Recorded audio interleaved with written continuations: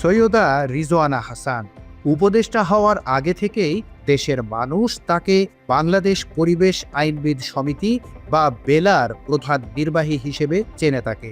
অন্তর্বর্তী সরকার গঠনের পর তিনি ওই সরকারের একাধিক মন্ত্রণালয়ের দায়িত্ব পালন করেন। এসব নানা কারণে বিতর্কিত এবং সমালোচিতও হয়েছেন তিনি। স্বামী অপহরণের পুরনো একটি বিষয় নিয়েও রিজওয়ানাকে ঘিরে সন্দেহের অবকাশ রয়ে গেছে। দিন দুপুরে জনসম্মুখ থেকে কিভাবে অপহরণ করা হয়েছিল আবু বকর সিদ্দিককে, সেই প্রশ্নের উত্তর মেলেনি এখনো। ৩৫ ঘন্টা পর ছেড়ে দেওয়ার সময় রিজওয়ানার স্বামীর পকেটে ৩০০ টাকাও দিয়ে দেয় অপরাধীরা। এমনকি কোনো মুক্তিপণও নেননি অপহরণকারীরা। এ নিয়ে মামলাও করেছেন রিজওয়ানা। আবেগঘন এই নাটক করলেও স্বামীর অপহরণের সাথে জড়িতদের ধরার কোনো তাড়া ছিল না রিজওয়ানার কণ্ঠে। আনসার ক্যাম্পের সামনে ওইদিকে ৩০০ টাকা দিয়ে দিছে, যেতে আমি ভাড়া দিয়ে একটা সিএনজি ভাড়া করে বাসায় চলে যেতে পারি। সবচেয়ে বড় চাওয়া হচ্ছে তাকে ফেরত পাওয়া, তাকে সুস্থ স্বাভাবিকভাবে আমাদের মাঝে ফেরত পাওয়া। সেটা আমি পেয়েছি। কেই অপরাধ করেছে সেটা আমরা পরবর্তীতে দেখব। এসবের মাঝে গত বছর এক ফেসবুক পোস্টে তরুণ নেতা রাশেদ খান বলেন, পরিবেশ উপদেষ্টা সৈয়দ রিজওয়ানা হাসানের স্বামী আবু বকর সিদ্দিক এখন নসরুল হামিদ পিপুর লুটপাটের সম্পদের পাহারাদার। আওয়ামী লীগের ডামি এমপির জামিন তদবিরের সাথে জড়িত থাকারও অভিযোগ রয়েছে রিজওয়ানার বিরুদ্ধে। এদিকে বিপ্লবী সরকারের শপথ নিয়ে পরিবেশ উপদেষ্টা হিসেবে দায়িত্ব নেওয়ার কিছুদিন পরেই তিনি ঘোষণা দেন পলিথিন ব্যবহার নিষিদ্ধের। তবে কোনো বিকল্প ব্যবস্থা না করায় কঠোর সমালোচনার মুখে পড়েন এই উপদেষ্টা। ফলে এখনও বাজারে দিব্যি চলছে পলিথিন ব্যাগ। পলিথিন কোম্পানিগুলোতে চাঁদাবাজি বেড়ে যাওয়ায় অনেকেই দায়ী করেন তাকে। অর্থাৎ রীতিমতো এ কাজে ব্যর্থ হয়েছেন তিনি। নেটওয়ার্ক ছিল, এই যে আমাদের নেটওয়ার্ক জোগাড় করে রাখছি, ওইটা বন্ধ হয়ে গেলে এটা আবার স্টার্ট করে দিব। আর হয়তো কাপড়ের ব্যাগ নয়, পাটের ব্যাগ বা এরকম কোনো একটা ধরনের বিকল্প কিছু বাইর করতে হবে। বর্তমানে যে পলিথিন বন্ধ করলে এর বিকল্প একটা ব্যাগ বাইর করতে হবে। পাটের ব্যাগ পণ্য করে যদি কিছু যদি বের করে সেটার দাম তো বেশি হবে না, তাদের দাম তত পোষাবে না। উপদেষ্টার দায়িত্ব পালনকালে ঢাকায় খাল সংস্কার পরিদর্শনে যেয়ে লাল গালিচায় হেঁটে ব্যাপক আলোচনা সমালোচনার জন্ম দেন রিজওয়ানা হাসান। একই সাথে ব্যাপকভাবে পর্যটন বিরোধী মানুষ ছিলেন রিজওয়ানা। ক্ষমতা হাতে নিয়েই সেন্ট মার্টিন দ্বীপকে আগের প্রাকৃতিক অবস্থায় ফিরিয়ে আনার ঘোষণা দেন তিনি। পর্যটনের নামে দীর্ঘদিন ধরে চলা অনিয়ন্ত্রিত বাণিজ্যিক কার্যক্রমে দ্বীপটির পরিবেশ ধ্বংসের প্রধান কারক বলে উল্লেখ করেন সাবেক এই উপদেষ্টা। সেন্ট মার্টিনে আপনি ওই ট্যুরিজমের জন্য যাবেন না। সেন্ট মার্টিনে যান বারবিকিউ পার্টি করতে। সেন্ট মার্টিন বারবিকিউ পার্টির জায়গা না। সেন্ট মার্টিন জোরে গান শুনে থাকার জায়গা না। পর্যটন কেন্দ্র দেশের আয়ের অন্যতম একটি উৎস। তবে রিজওয়ানার এসব উদ্যোগের কারণে সেন্ট মার্টিনকে মূলত পর্যটক বিমুখ করে তোলে। ফলে পরিবেশ রক্ষা যেমন হয়নি, তেমনি অর্থনৈতিক ক্ষতির মুখে পড়েছে দেশ। পাশাপাশি নানা সময়ে অযথা হর্ন বাজানো নিষেধ করা সহ পরিবেশ রক্ষায় বিভিন্ন সবক দিতে দেখা যায় রিজওয়ানাকে। তবে ঢাকার পাশাপাশি এখনো কমানো যায়নি শব্দ এবং পরিবেশ দূষণ। এখন ক্ষমতা থেকে যাওয়ার পর জানা গেল তার কাজ ছিল পরিবেশ উন্নয়ন বা সংস্কার নয়।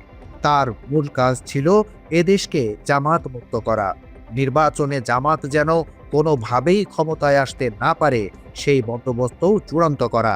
একটি বেসরকারি টিভিতে দেওয়া সাক্ষাৎকারে নিজেই একথা স্বীকার করেছেন রিজওয়ানা। তিনি বলেছেন, ধর্মীয় উগ্রবাদীদের মেইন স্ট্রিম হতে দেয়নি।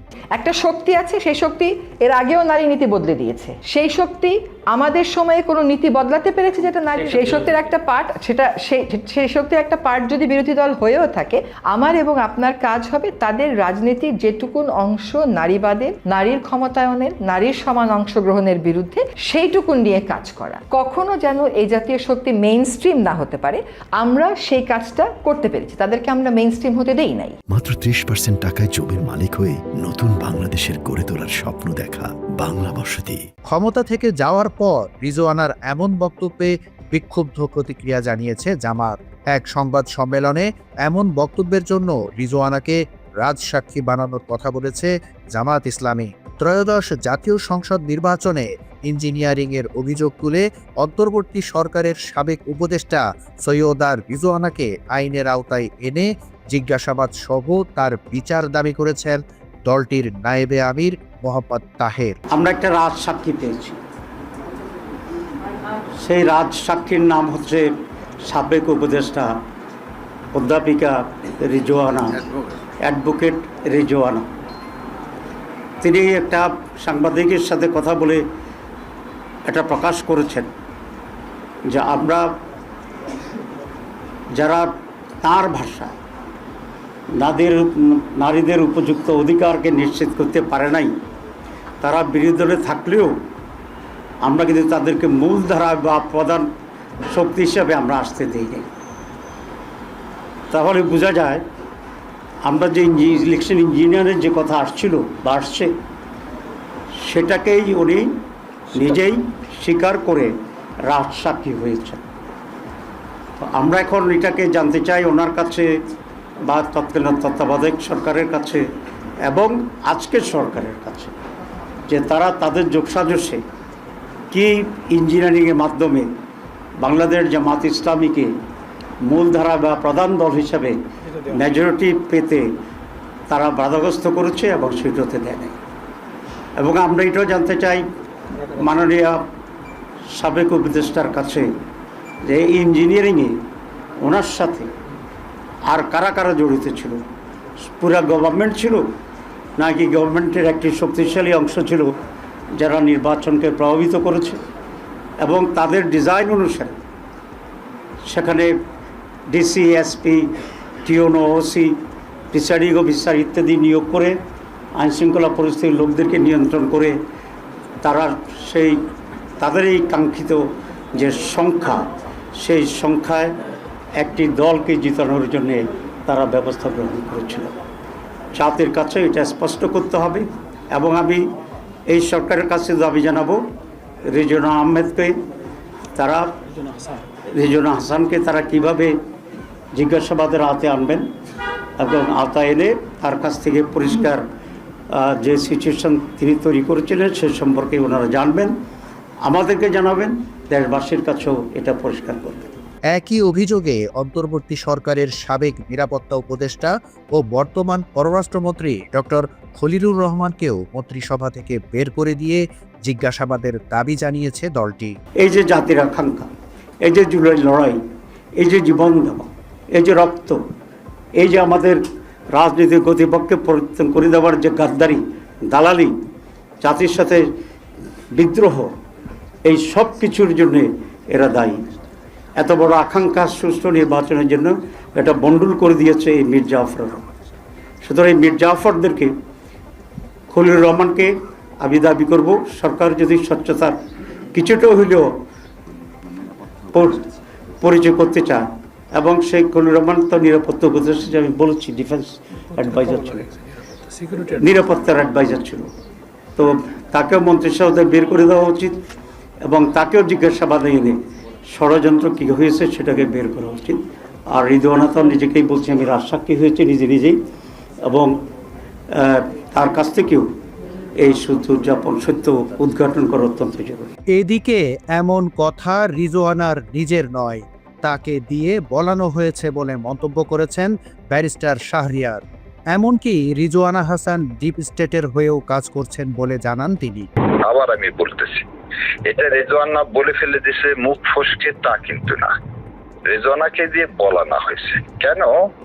আপনারা দেখবেন যে কয়দিন আগে আমিরুল জামাত একটা সাক্ষাৎকার দিয়েছিলেন, যে সাক্ষাৎকারে উনি বলছিলেন যে ইলেকশন ইঞ্জিনিয়ারিং হয়েছে, এর সাথে যারা জড়িত তারাই বলে দিবেন যে ইলেকশন ইঞ্জিনিয়ারিং হয়েছে। আপনার যদি খেয়াল থাকে যে প্রথমে মিডিয়াতে সায়ের এবং ওই যে আর একটা ছেলে ছিল, নাম কি ভুলে গেল, নাজমুল সাকিব, এরা কিন্তু বলছিল যে দুইজন হচ্ছে এই উপদেষ্টা পরিষদের মধ্যে জামাতের সমর্থক। কে দুইজন?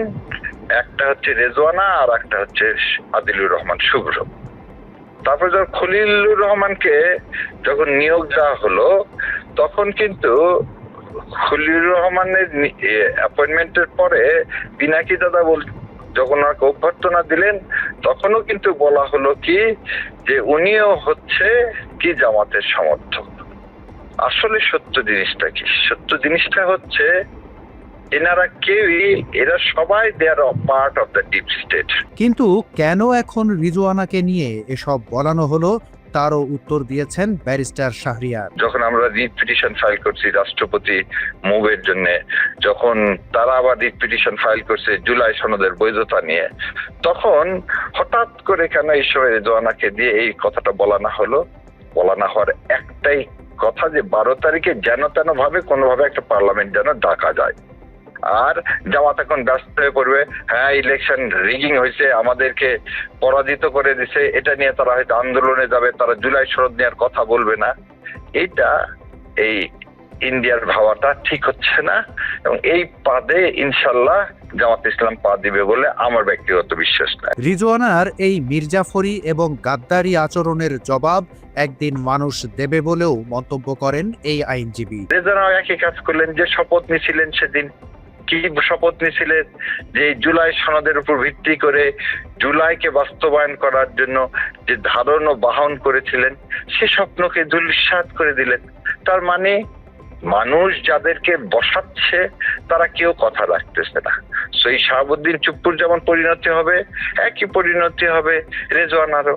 কিন্তু সবচেয়ে বড় কথা, আজকে যে সম্মান জাতি এই জুলাই সনদের মানে যারা অগ্রগামী সৈনিক তাদেরকে এই ক্ষমতায় বসানোটা তাদের ভুল ছিল না। এরা যে গাদ্দারি করবে এটাই এদের ভুল। এদেশের মানুষ কখনো মির্জাফরকে ভোলে না। সো এই রেজওয়ানা যে আজকে মির্জাফর হয়ে গেলেন এটা কিন্তু ইতিহাসের পাতায় লেখা থাকবে। আর ইনশাল্লাহ মির্জাফরদেরকে আগামীতে যে ভুলটা করা হয়েছে সেদিন চুপ্পুকে ফেলে না দিয়ে, সে ভুলটা করা হয়েছে সংবিধানকে ছুঁড়ে ফেলে না দিয়ে, ইনশাল্লাহ আগামীর প্রতি বিপ্লবে এই দুইটার কোনোটাই থাকবে না। এমনকি আগামীতে মানুষের রক্ত নিয়ে হোলি খেলার সুযোগ পাবে না কেউ, এমন মন্তব্য করেন ব্যারিস্টার শাহরিয়ার। শোনে, রেজওয়ানার বিরুদ্ধে কোনো পদক্ষেপ নেওয়ার আপনার দরকার নাই। জাতি তাকে মির্জাফর ঘোষণা করে দিবে, কারণ সে তো আর এখন পদে নাই, তাই না? কিন্তু তিনি যেটা করছেন এতে কি হয়েছে? তিনি নিজেই এই তার প্রশ্নর উত্তর দিয়ে তিনি নিজেই চাচ্ছেন এই নির্বাচনকে প্রশ্নবিদ্ধ করতে। এই নির্বাচন প্রশ্নবিদ্ধ করতে গেলে সে আজকে বলছে যে জামাত ইসলামকে মেইন স্ট্রিম করতে দিনি, দুদিন পর বলে দিবে আমরাই হাবটকে জয়লাভ করাইছি। আপনি আছেন কোথায়?